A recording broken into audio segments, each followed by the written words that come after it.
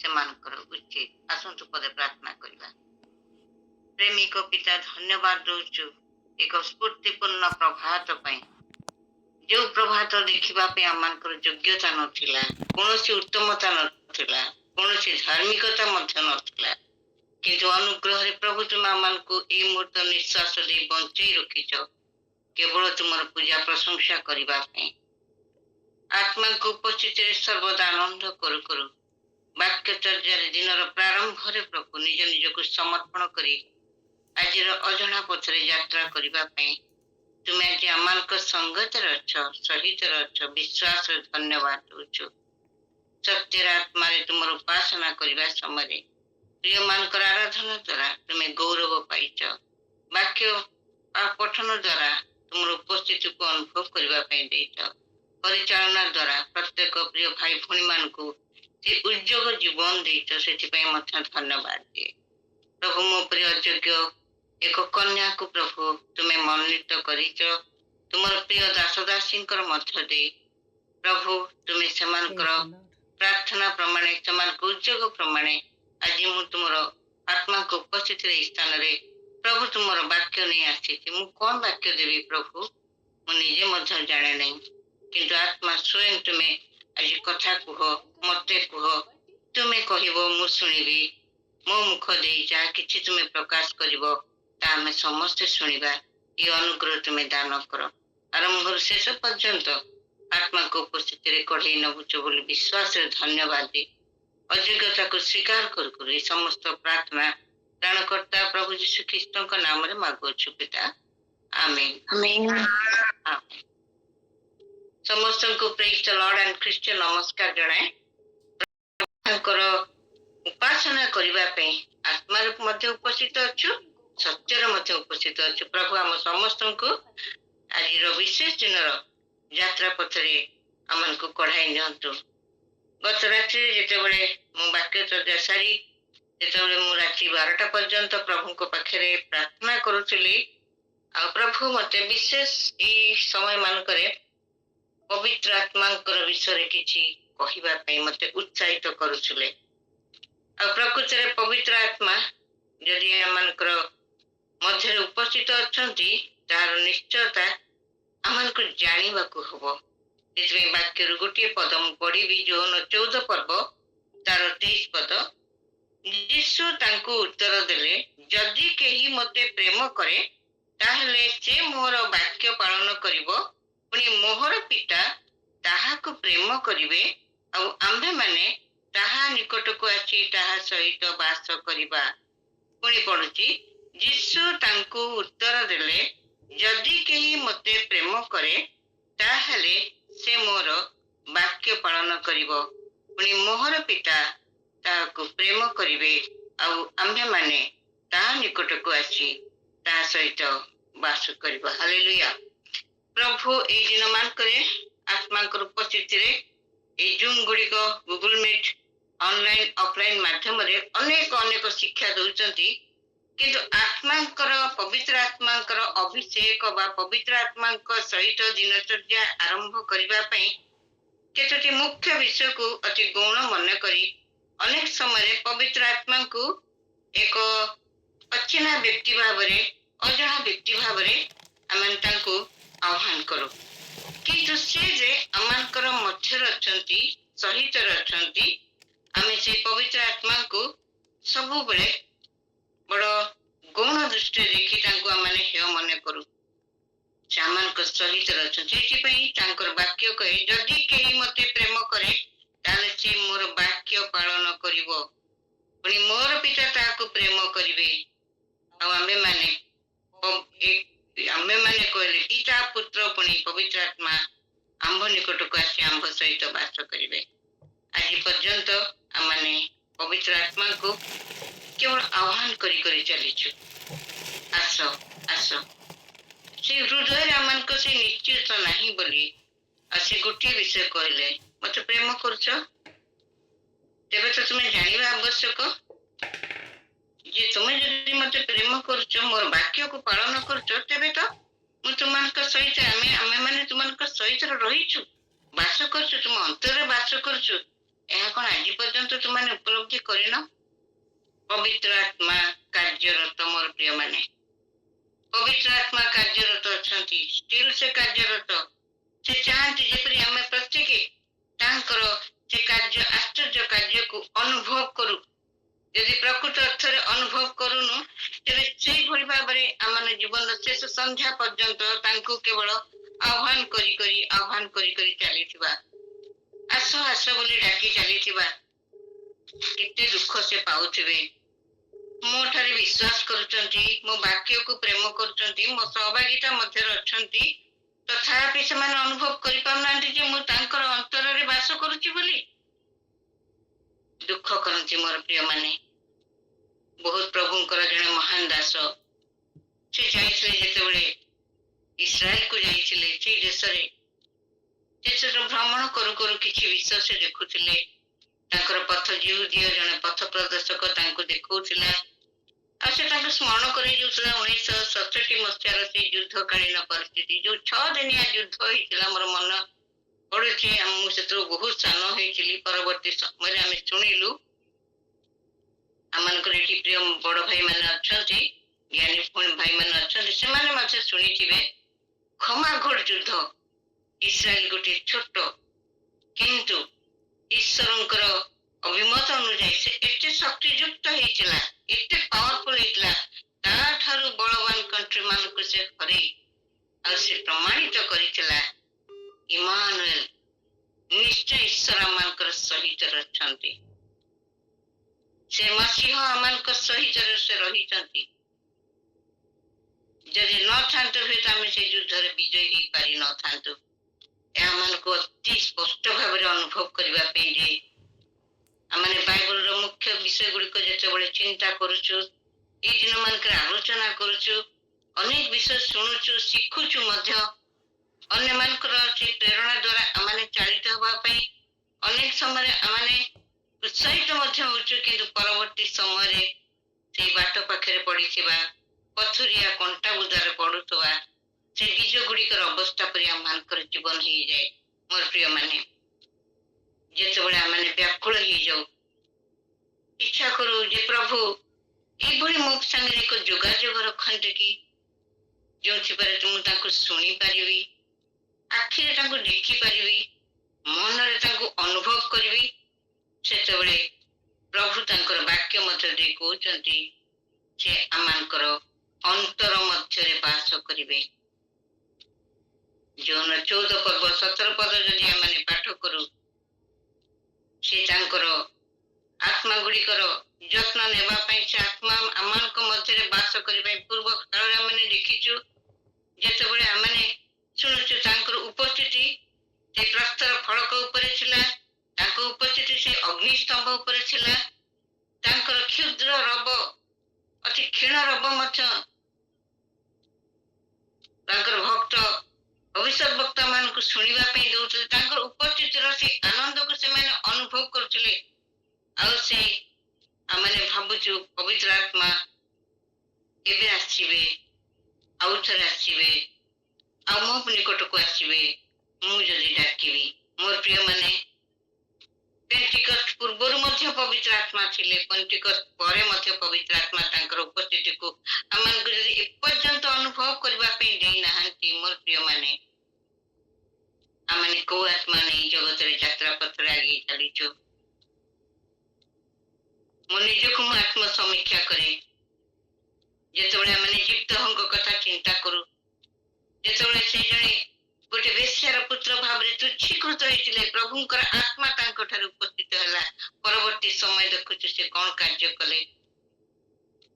ଲୁକତାର 1 ପର୍ବ 15 ପଦ ଯଦି ଆମେ ପଢିଛୁ, ବାପ୍ତିସ୍ମ ଯୋହନ ମାତୃଗର୍ଭରେ ଥିବା ସମୟରେ ସେ ପବିତ୍ର ଆତ୍ମାରେ ପୂର୍ଣ୍ଣ ହଉଛନ୍ତି। ପୁରାତନ ନୂତନ ନିୟମକୁ ଦେଖିଲେ ଆମେ ଜାଣୁ ପବିତ୍ର ଆତ୍ମା ବହୁ ପୁରାତନ କାଳରୁ ସେ ତାଙ୍କର ସନ୍ତାନ ମାନଙ୍କ ସହିତ ଅଛନ୍ତି, ତାଙ୍କର ମନୋନୀତ ବଂଶ ମାନଙ୍କ ସହିତ ଥିଲେ, ଆଜି ନୂତନ ବିଶ୍ୱାସ ଭାବରେ ଆମ ସହିତ ରହିଛନ୍ତି। କିନ୍ତୁ ସେ ଗୋଟିଏ କଣ୍ଡିସନ ଦେଇ କହୁଛନ୍ତି, ଯଦି ତୁମେ ମୋ ଠାରେ ଅଛ, ମୋର ବାକ୍ୟକୁ ପାଳନ କରିବ, ଯଦି ମତେ ପ୍ରେମ କରିବ, ମୁଁ ବି ପ୍ରେମ କରିବି, ମୋର ପିତା ବି ତୁମକୁ ପ୍ରେମ କରିବେ, ଆମ୍ଭେମାନେ ମିଶି ହୃଦୟରେ ଆସି ତୁମ ସହିତ ବାସ କରିବା। ଏତେ ବଡ ପ୍ରତିଜ୍ଞା ଯୁକ୍ତ ବାକ୍ୟ ପାଇଁ ମଧ୍ୟ ସେଦିନ ଶିଷ୍ୟମାନେ ବିଚଳିତ ହେଇଯାଉଥିଲେ।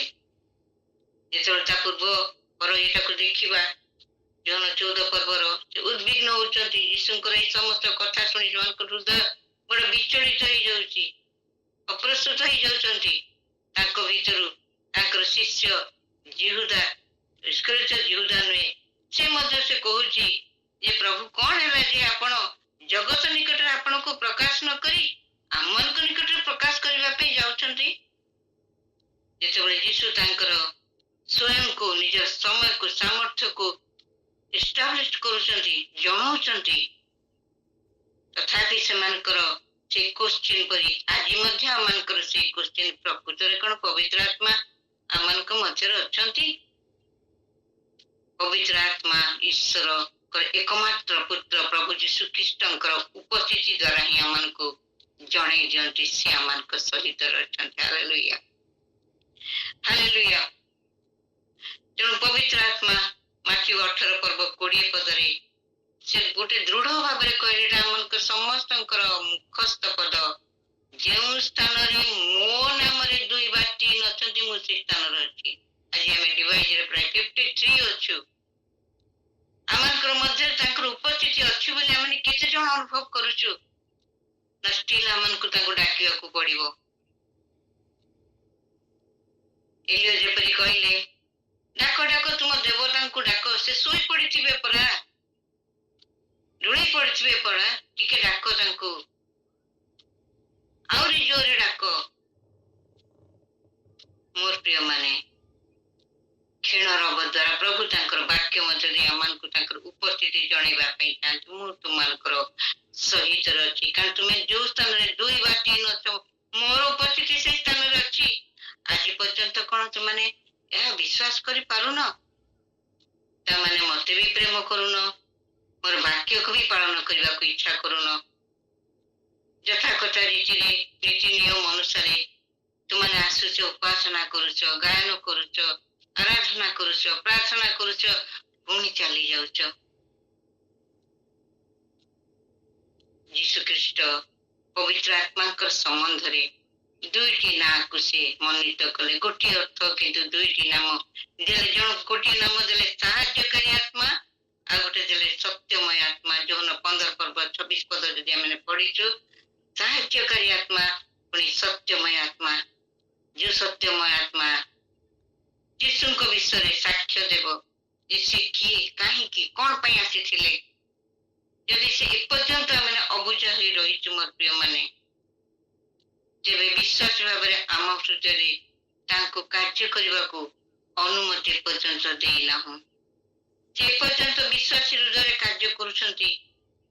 ପ୍ରେରିତ ତାର 1 ପର୍ବ 5 ପଦରେ ଯେତେବେଳେ ଯୋହନ ବାପ୍ତିସ୍ମ ମନ ପରିବର୍ତ୍ତନର ସେଇ ବାପ୍ତିସ୍ମ ଦଉଥିଲେ, ସେ କହିଲେ, ମୁଁ ସିନା ତୁମକୁ ଜଳରେ ବାପ୍ତିସ୍ମ ଦେଉଛି, କିନ୍ତୁ ଅଳ୍ପ ଦିନ ଉତ୍ତାରେ ତୁମେ ପବିତ୍ର ଆତ୍ମାରେ ବାପ୍ତିଜିତ ହବ। ପ୍ରେରିତ କାର୍ଯ୍ୟରେ ଆମେ ଦେଖିଲୁ କୋଉ ଭଳି ଭାବରେ ପବିତ୍ର ଆତ୍ମା ସେଇ ବୃଦ୍ଧ କୋଠରୀ ମଧ୍ୟରେ 120 ଜଣଙ୍କ ମଧ୍ୟରେ ଅଗ୍ନି ସମ ଜିହ୍ବା ସଦୃଶ ପ୍ରତ୍ୟେକଙ୍କୁ ସ୍ପର୍ଶ କଲା।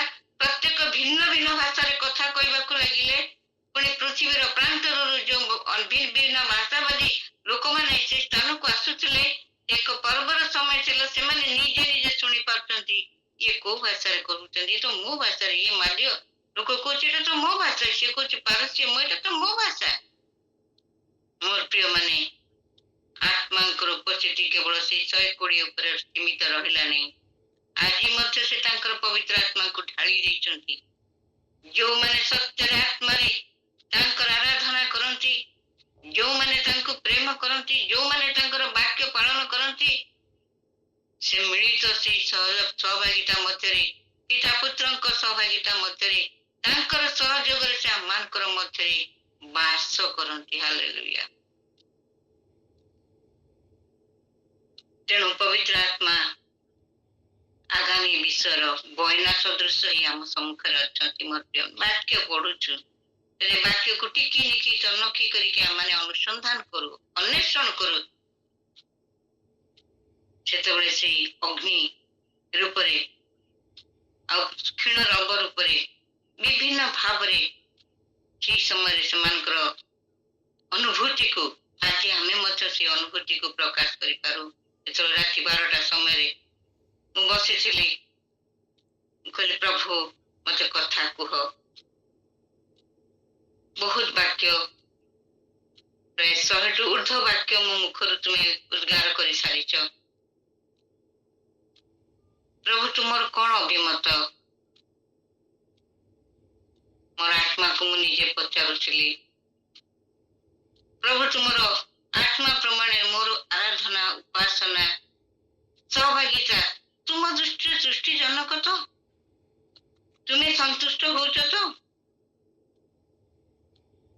ଦ୍ୱିତୀୟ କରନ୍ଥୀଙ୍କର 1 ପର୍ବ 22 ପଦରେ ପାଉଲ ଗୋଟେ ବଡ ଦୃଢ ସ୍ୱରରେ ଗୋଟିଏ ବାକ୍ୟକୁ ଉଚ୍ଚାରଣ କରି କହନ୍ତି, ସେ ଆମ୍ଭମାନଙ୍କୁ ମୁଦ୍ରାଙ୍କିତ କରିଛନ୍ତି, ସିଲ୍ କରିଛନ୍ତି। ମୋର ପ୍ରିୟମାନେ, ଓ ଆମମାନଙ୍କ ହୃଦୟରେ ସେ ପବିତ୍ର ଆତ୍ମାଙ୍କୁ ସେ ବଇନା ସ୍ୱରୂପ ସେ ଅଲରେଡି ଦେଇ ସାରିଛନ୍ତି।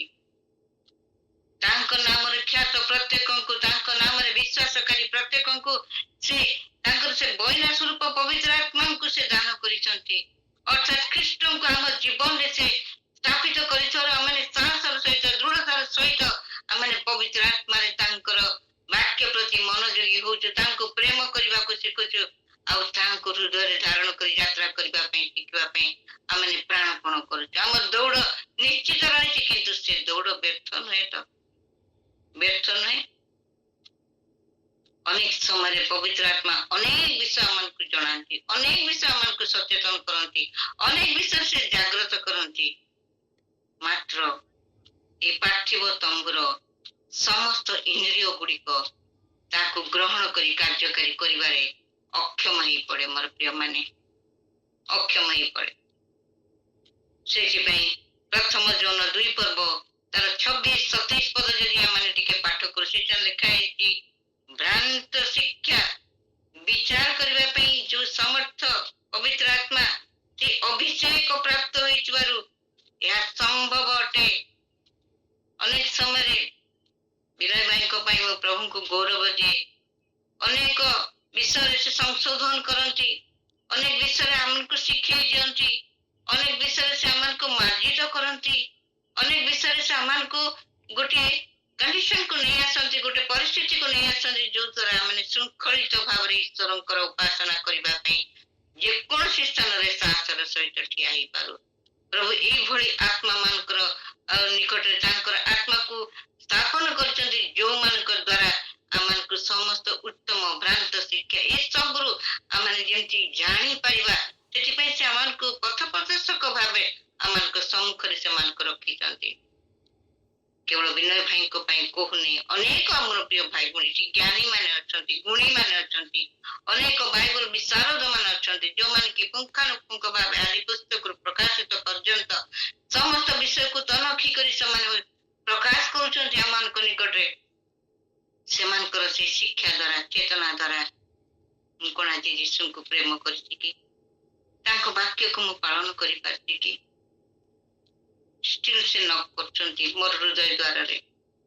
ମାରେ, ପୁଅରେ, ଝିଅରେ, ମୋର ବୟସ୍କ ପିତା ମାତା, ମୋର ବୃଦ୍ଧ ବୃଦ୍ଧା ମାନେ ଟିକେ ଶୁଣିନିଅ ନା।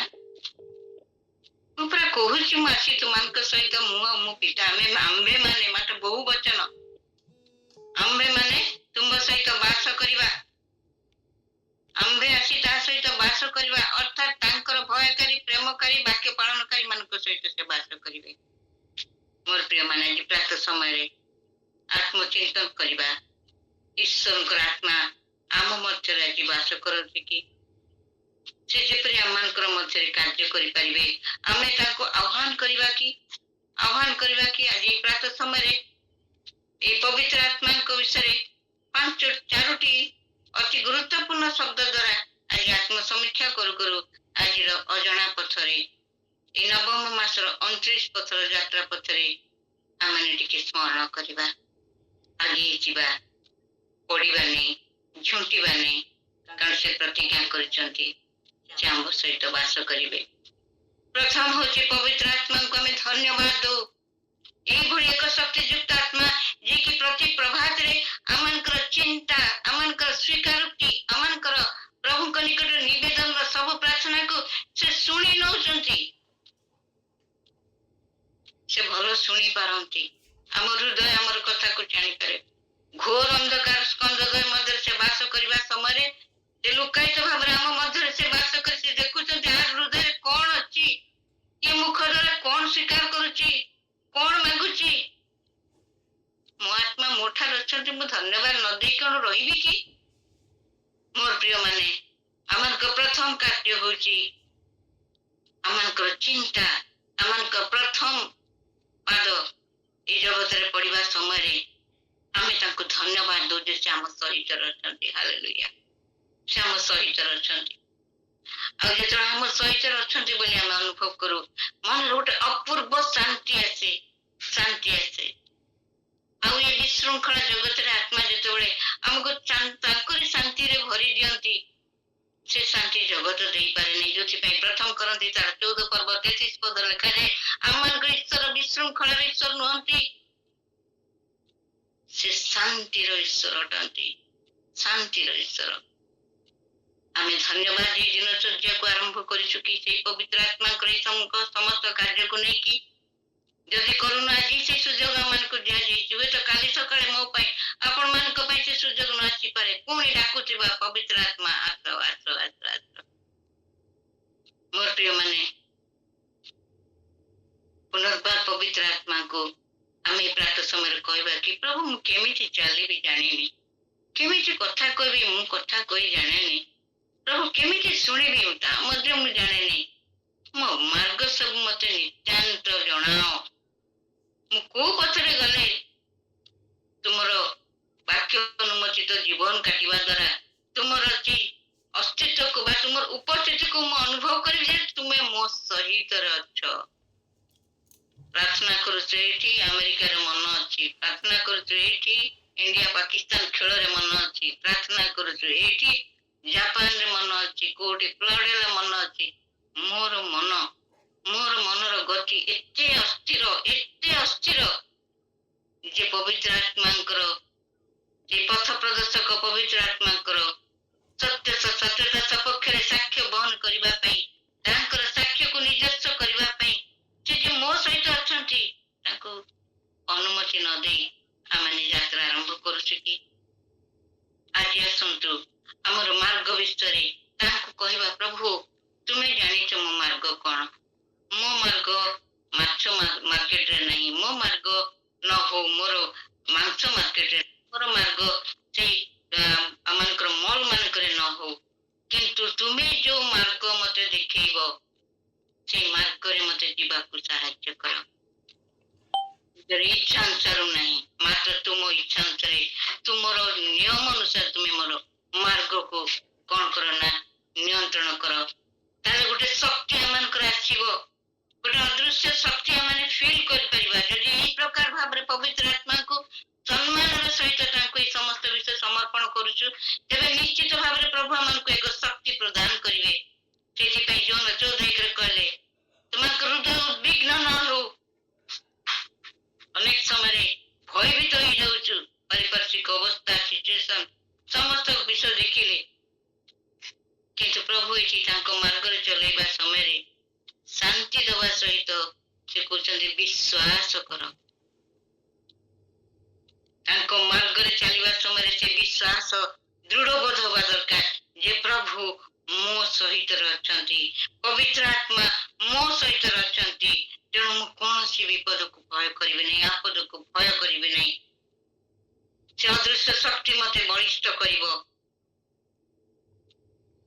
से पवित्र आत्मा को से शक्ति को हमें भिक्षा मागिबा करिबा ए समस्त प्रकार जगत रो जागतिकता चाप जेतो हमन को चापी पकाए परिवार रो चाप आत्मीय स्वजन मान कर चाप कर्म क्षेत्र रो चाप ए सब जेतो हमन को चापी पकाए ना मोर प्रिय माने हमें पवित्र आत्मा को से शक्ति भिक्षा करिबा पे पासरी जाइताउ निजर चिंता कौशल को व्यवहार करिथाउ केमति कोन करिवो कि आज प्रातः समय आसु आमे पवित्र आत्मा को ठासी आत्मिक शक्ति को धैर्य धरिबा पई हमन को से शक्ति प्रदान करिबा पई तांको निकटे आमे निज निज को हम निज समय को समस्त प्रकार चिंता को